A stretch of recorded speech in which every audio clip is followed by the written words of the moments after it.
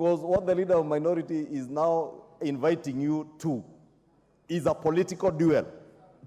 And it is okay for the political duel out there in press conferences, in other organized media, but to attempt to use this chamber to prosecute a matter that is in court. I think the leader of minority also duly noted that matter will be sub judice, and I would really want to implore on him to heed your advice that even those who seek to defend Margret, they may actually be prejudicing her case in court.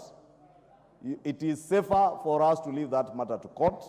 Let the court make a determination based on evidence that will be adduced in court. We don't know what evidence the DPP has. There is nothing in our constitution and in our laws that say either the Auditor General or the holder of an independent office like the controller of budget are immune to prosecution. And in fact, that will be the height of impunity if we say that a holder of a constitutional office, like the leader of majority, is immune to prosecution, that independent office holders or constitutional commission holders are immune to prosecution. Honorable Speaker, when we say that we shall deal with impunity, and this House, including the leader of minority who is a member of this House, must be seen at the forefront of the fight against graft. And graft, Honorable Speaker, is not only graft when it touches on public funds or on public office. Even those who are in the private sector who engage in graft, Honorable Speaker, we must have the forefront as leaders to speak against graft and impunity in this country, Honorable Speaker. It is not lost on me, Honorable Speaker, that the same people today who purport to be defending Margret Nyakang'o are the same people who yesterday were vilifying the same Margret when she spoke about state capture, when she spoke about how she was forced in the wee hours of the last regime to withdraw 15 billion shillings from the exchequer.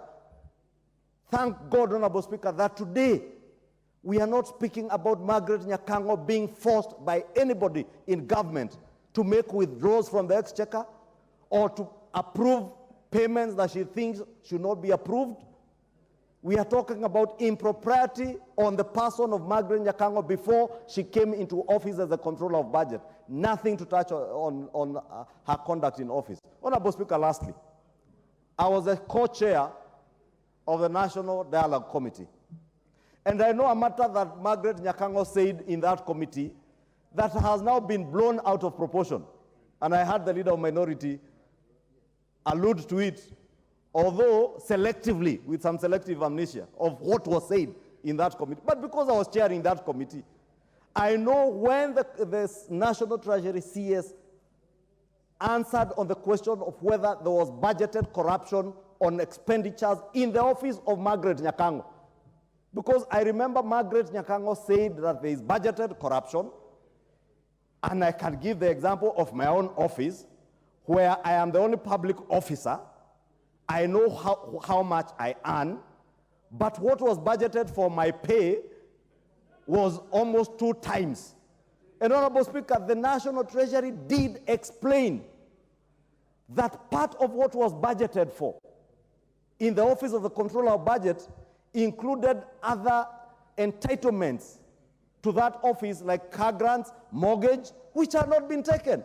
Honorable Speaker, again, out of what the Honorable Leader of Minority seems to be doing very well, to push political narratives, that with selective amnesia, they have opted not to hear the explanation from the National Treasury. And I wondered if there was budgeted corruption on matters touching on the salaries and wages of only one officer, that is Margret Nyakang'o in the Office of the Controller of Budget, who then would have been the beneficiary of that money other than herself? Therefore, it's a fallacy, Honorable Speaker, to say that somebody is budgeting for corruption in my office and I'll be the beneficiary.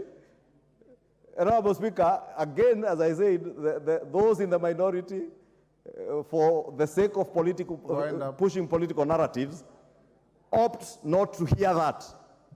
And they only want to run away with the claim of budgeted corruption, a double salary, without the rebuttal from the National Treasury explaining why the figures were what they were, Honorable Speaker. Honorable Speaker, I would really beg that you do not entertain the thought of inviting this House or the office of the Speaker to make a determination on a matter that is squarely in the domain of the courts, another arm of government, and they will be able to make an informed decision based on evidence of whether there was impropriety on the person of Nyakang'o before she became the controller of budget or not. And that we should not be even be debating, Honorable Speaker, as the leader of minority said, it is a matter that is sub judice. Honorable Speaker, lastly, nobody has said Nyakang'o is vacating office.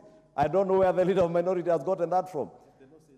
But if the law was to be followed, the law will be followed to the letter in terms of how you get into office, when and how you leave office. Therefore, I know the invitations and I saw the flurry of activities, including people exciting ethnic emotions and wanting to mobilize around ethnicity, Honorable Speaker. We must desist and deal with matters to do with court cases, deal with them in the courts. Those dealing with graft, deal with them with the agencies that ought to deal with them. For us,